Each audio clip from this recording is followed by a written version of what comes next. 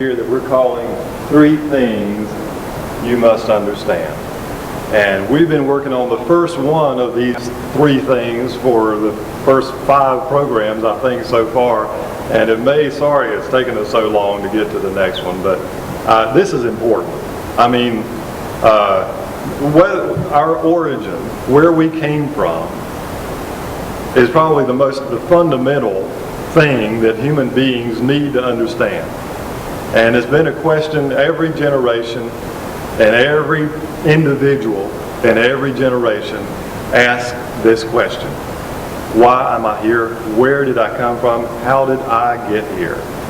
And we've been looking to people that are often called scientists, many of them falsely so called, for the last 150 years or so, for the answer to this question, where did I come from? Well,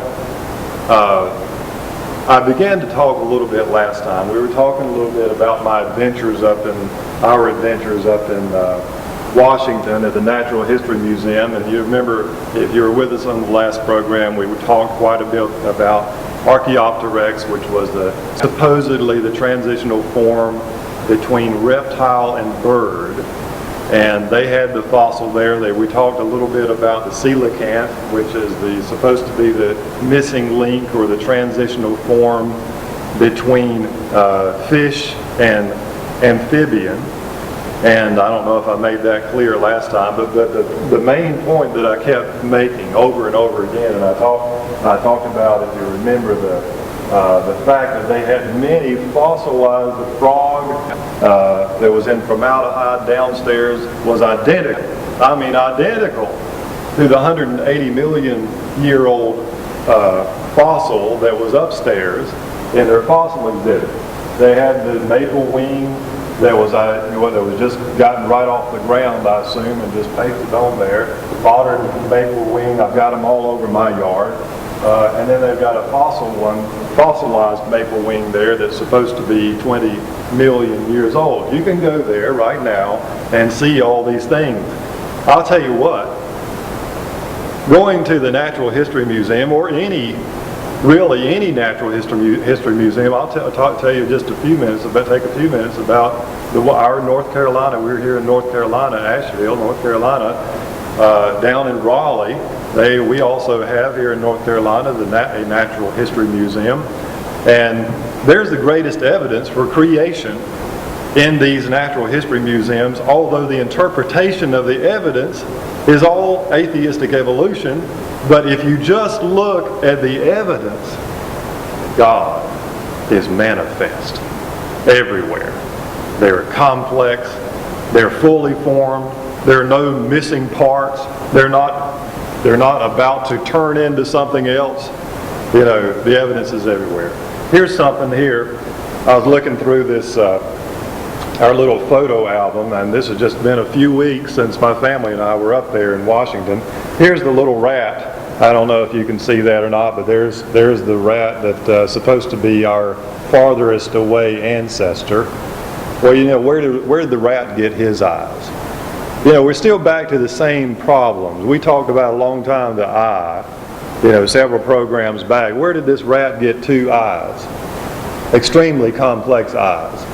Well, they couldn't evolve because evolution itself says that if something a mutation begins to form and it is of no value to the creature, then it's eliminated in the next generation.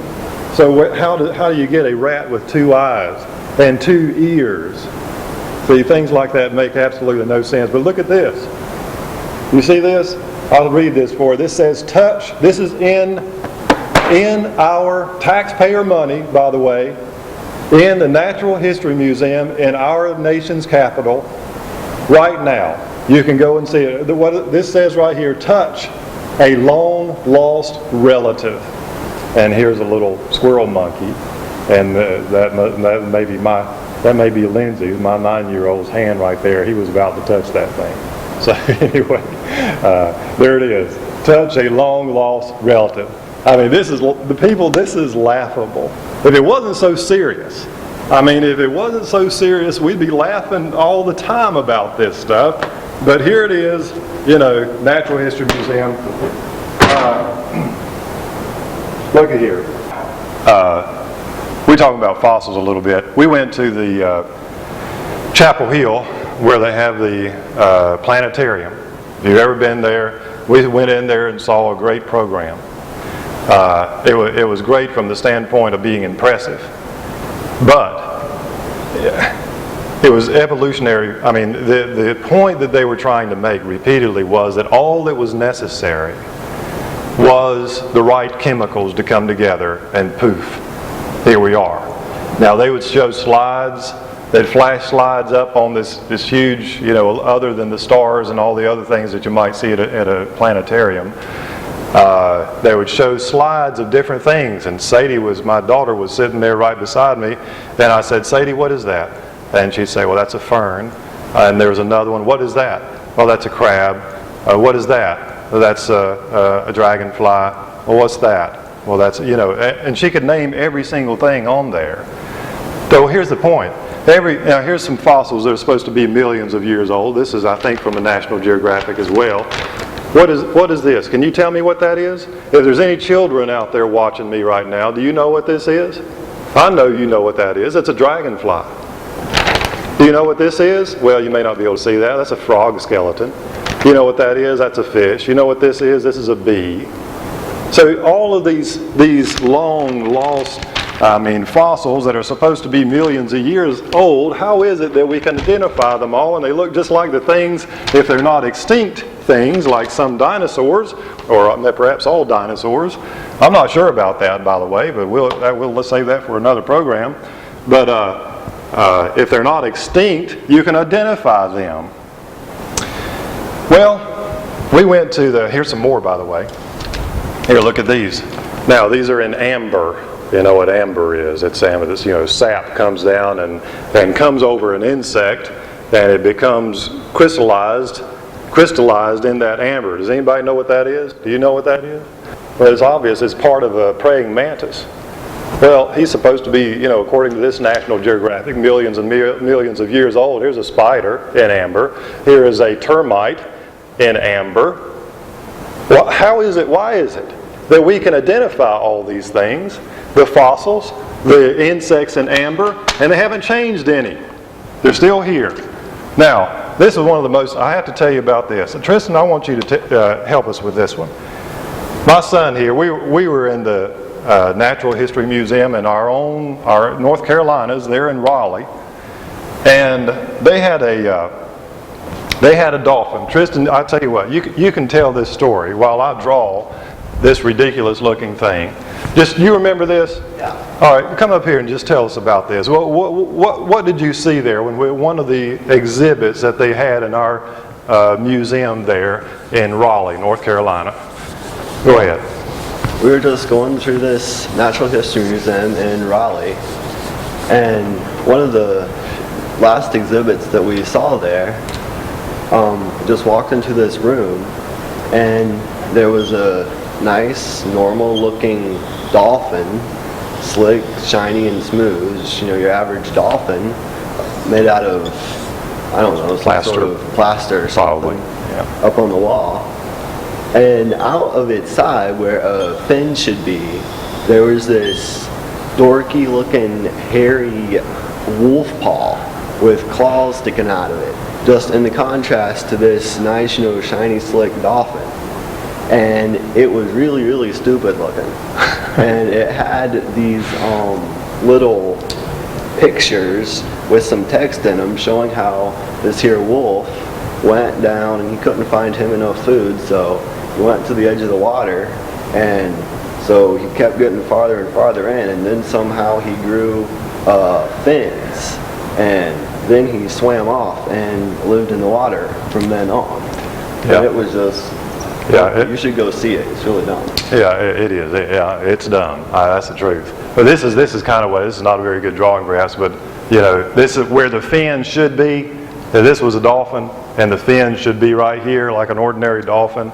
Now this is supposed to be an extinct dolphin, but I mean it looked for all intents and purposes like a dolphin, porpoise type of creature. But it had this paw sticking out, and just like Tristan said, it was ridiculous looking. But they didn't have any, there's no evidence for this.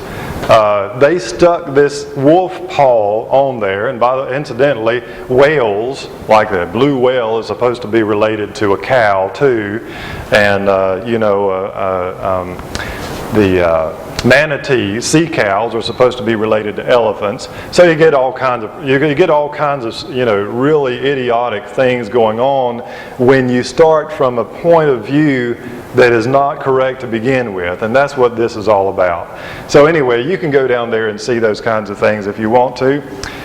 But, well, you can see I'm having a hard time finding a stopping place on this point. But my friend, are you beginning to see that evolution is not as much a science as it is a philosophy? There's very little science to it, but there is a whole lot of philosophy to it. It is a philosophical system that puts man at the center as the highest creature on the evolutionary ladder. And logically, if man is the measure of all things, then there is no limits to the perverted philosophies, attitudes, and behavior which man can descend to. I mean, think about this. Some of the logical consequences of evolutionary teaching include the selective breeding of mankind. You know, Hitler's ideas of a master race. He's not the only one, incidentally, that had those ideas. But Hitler's ideas of a master race were influenced by Darwin. It's survival of the fittest. The weak can be summarily disposed of in a worldview in which the value of human life is governed by fitness or convenience. Who are the unfit? Well, we got a big problem in this country. The unborn. The unborn are unfit. They're going to inconvenience us. So let's get rid of them. And that's a law in this land. You can get rid of your own offspring if they inconvenience you. They're unfit to live. This is evolution. This is the people. This is part of the consequences of the teaching that we're no more than a little pig or a little squirrel, a little dog. You can just get rid of it. What about the elderly? Some people say, "Oh yeah, well you can do that." What about on the other end of life? What the elderly? Well, there's been a lot of talk about euthanasia and that. What about the disabled? I'm telling you, evolution creates moral relativism. Morality and truth are relative and situational, not absolute. There can be no standards of right and wrong when everything is ultimately pragmatic in this world of evolution. That is what I mean by pragmatic. That is, the ideas of morality and truth only have value in terms of their practical consequences. So whatever is legal then is moral, when there's no laws higher than man's laws. So we can define deviancy down when it's simply a matter of a vote. Why should, for example, a man and a woman have the right to get married under civil law, but not two men, or two women, or three women and a dog, or two men and a child? You see, it doesn't matter. You see, if we all evolved from slimy algae by blind chance, there is no reason why mankind cannot make whatever kind of arrangement he pleases. And so we will continue to see this clamor for all these kinds of laws to be made, because those who practice such things see legalization as validation, because whatever is legal is moral when there are no laws higher than man's laws to govern our behavior. Evolution leaves mankind with no purpose and no goals other than survival, or the pursuit of carnal desires, or the collecting of products that you see on television that the advertisers tell us will bring us fulfillment and happiness. But there can be no hope of eternal life if we are no more than a squirrel or a pig or a dog or a monkey. Evolutionary philosophy causes indifference and apathy in some, while in others there seems to be a great zeal for earthly change, human rights, poverty, the ozone layer, global peace, environmentalism, recycling, concern over animal extinction and habitat. And certainly there's some merit and some things to be looked at in all of these pursuits, but they become the ultimate pursuits in a world in which this life, right here and right now, is all there is and all there ever will be. You see, then the earth becomes our mother. Love your mother. You see these bumper stickers running around here. And nature becomes our God. Perhaps, my friend, you are one that recognizes and appreciates the unfathomable beauty and order of the universe. The earth and all of its creatures, great and small, you enjoy the rich color of a wild morning glory, like I do. The sound of water over rocks in a mountain stream, the changing hue of the sky from sunrise to sunset. I look at the sky just about every time I go outside. I just love the sky. I love looking at the clouds, how it changes from day to day, how it changes even within one day. It's just beautiful. The cluster. Look, I've got in my right beside my shop, I've got a little mountain laurel bush, and it's got these little clustered blooms of mountain laurel, and they're just so perfectly formed. Got all these little points, that the stamen come out, gushing out of the center like a fountain, and go out into these little points. You ever notice things like that? These things move me. They impart their calculated loveliness to the whole of God's creation. When I see the fierceness of a lion, we were at the zoo up in Washington. When we went up there, they had all these wonderful creatures. But you see a lion, and there's other creatures like the soft, adorable quality of a kitten, or the long hair on a young girl that is perfectly frames a child's face. Well, like mine.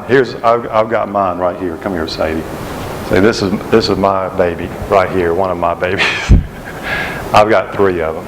I mean, this is a good example of God, the handiwork of God.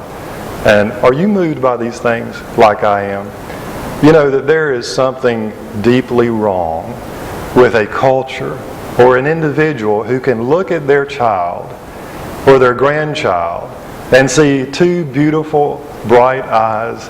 When my children are little babies, you look at those 10 neat little fingers and 10 perfect little toes, an absolute compact display of the handiwork of God.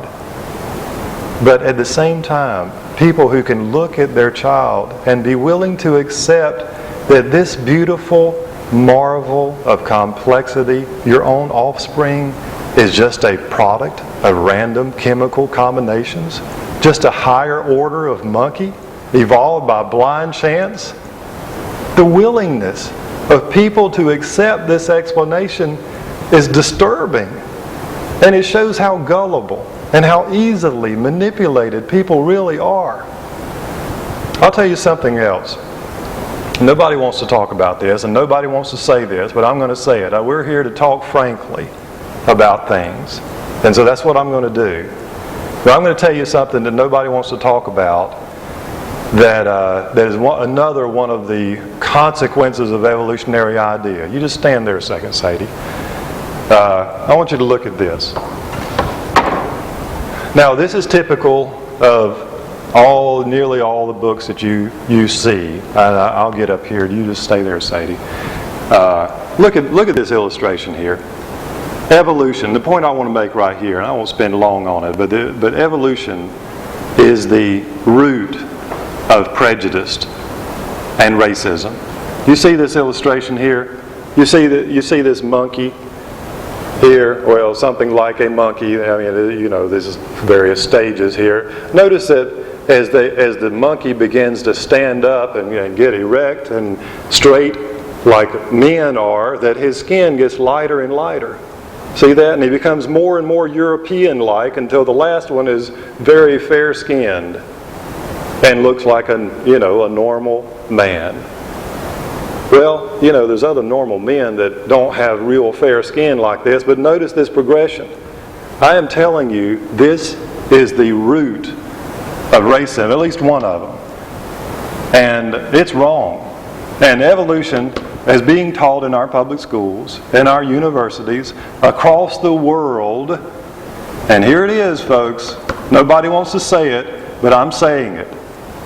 It's the root of prejudice and racism. Look, my daughter here, Sadie, now she's fair-skinned like I am, but here's a couple of pictures I've got, pretty little dark-skinned girls. Sadie is fair-skinned because I'm fair-skinned. But now these girls, these three girls, my Sadie, and these two little black girls, darker-skinned girls, they have no relationship to this creature right here other than the fact that God created Sadie and these little girls, and He created a gorilla as well. But one did not descend from the other. This is ridiculous, and there is no evidence that it occurred. Thank you, Sadie. Well, if you have any comments or questions about any of these things, if you think I'm way off on left field, and you think that the men in little suits, white suits, need to come and pick me up, fine. Just call us. Where is that piece of paper with all the information on? Let me go ahead and give that out. Let me see that. You can contact us at our email address at 3 things. If you remember this, 3 things at ashevillechurchofchrist.com. And our regular website is www.ashevillechurchofchrist.com. If you want a DVD or an audio or a VHS of any of these programs, you're welcome to ask for them. And here's a promise I'm going to make you. You will never be asked to give any money. This is all free. Whatever you ask for, as long as we're able to provide it, it will always be free. And we will never ask you for any donations. But now, before I leave this subject right here, and this subject right here, look at Acts. In the Bible, there's a book named Acts. And it's the Acts of the Apostles. It's the beginning of the church and tells all about the conversion of Paul and missionary journeys and all the wonderful things like that. But in Acts 17, the Bible says that God has made of one blood all nations of men for to dwell upon the face of the earth. Read that whole context. God made of one blood all nations for to dwell upon the face of the earth. Of one blood. I wish the whole world could understand that. And He didn't go through a bunch of misfits in order to get to what He wanted. That's not the character of God. God does not work that way. He doesn't go through a bunch of misfits before He gets what He wants. He designs it to begin with the way He wants it, and He designs it right to begin with. Can you see, my friend, that the heavens declare the glory of God, and the firmament shows His handiwork? Day unto day utters speech, and night unto night reveals knowledge. There is no speech nor language where their voice is not heard. Their line has gone out through all the earth, and their words to the end of the world. That's the first few verses of Psalm 19. And the point there is that God reveals Himself to every person through His creation. No matter what language you may speak, God's creation is speaking to you. And it cuts through all human barriers. Race, religion, language, politics, doesn't matter. God has not left Himself without witness upon the earth. In the New Testament, Romans 1, verses 18 through 25, if you'd like to look at that, makes a similar point. By the way, I am starting to quote Bible verses here, and I fully recognize that there will be some listening to me who have an immediate negative reaction to the Bible and or Christianity. And I want you to know, if you are one of those that, for myself, there is a whole lot that has gone and goes under the name Christianity that I feel personally almost no relationship to. So, just because I'm quoting Scripture from the Bible, don't turn me off, please. Stay with me. No matter what your past experience may have been, what I'm trying to do here is we're starting fresh with no baggage left from the past. Now I want you to listen to Romans 1. I've got it written here in front of me, with a fresh mind. This is Romans 1, 18 through 25. We'll have to end on this. We've got just a few minutes left. We'll pick up here next time. But it says this: "For the wrath of God is revealed from heaven against all ungodliness and unrighteousness of men who suppress the truth in unrighteousness, because what may be known of God is manifest in them, for God has shown it unto them. For since the creation of the world, His invisible attributes are clearly seen, being understood by the things that are made, even His eternal power and Godhead, so that they are without excuse. Because although they knew God, they did not glorify Him as God, neither were thankful, but became vain in their thoughts, and their foolish hearts were darkened. Professing themselves to be wise, they became fools, and changed the glory of the incorruptible God into an image made like corruptible man, birds and four-footed beasts and creeping things. Therefore God also gave them up to uncleanness in the lust of their hearts, to dishonor their bodies among themselves, who changed the truth of God for the lie, and worshipped and served the creature rather than the Creator, who is blessed forever." That's what I was talking about earlier regarding the evolution, being the emperor that has no clothes. And I'm still wondering how long it's going to be before people, I know I'm not the only one, there's a lot of people who are saying a lot of things about it, but there needs to be more people that are like the little boy in that story that stands up and shouts, "The emperor has no clothes." He's walking through the town naked. And that's what evolution is right now. Evolution is naked. And he's walking through, and his pride is so great that he just continues to walk through. Now, that verse was written over 1,800 years before Darwin that I just read. But we see these things being fulfilled every day, don't we? Changing the truth of God into a lie, and worshiping and serving the creature rather than the Creator. Professing themselves to be wise, they have become fools. But don't you be fooled. Don't you be fooled by an alternative reality invented by prideful men to justify their immoral behavior. That's what it all amounts to. A way for sinful man to cut the rope that connects our world to its Creator. Here, I'll end with this. Come here, Lindsay.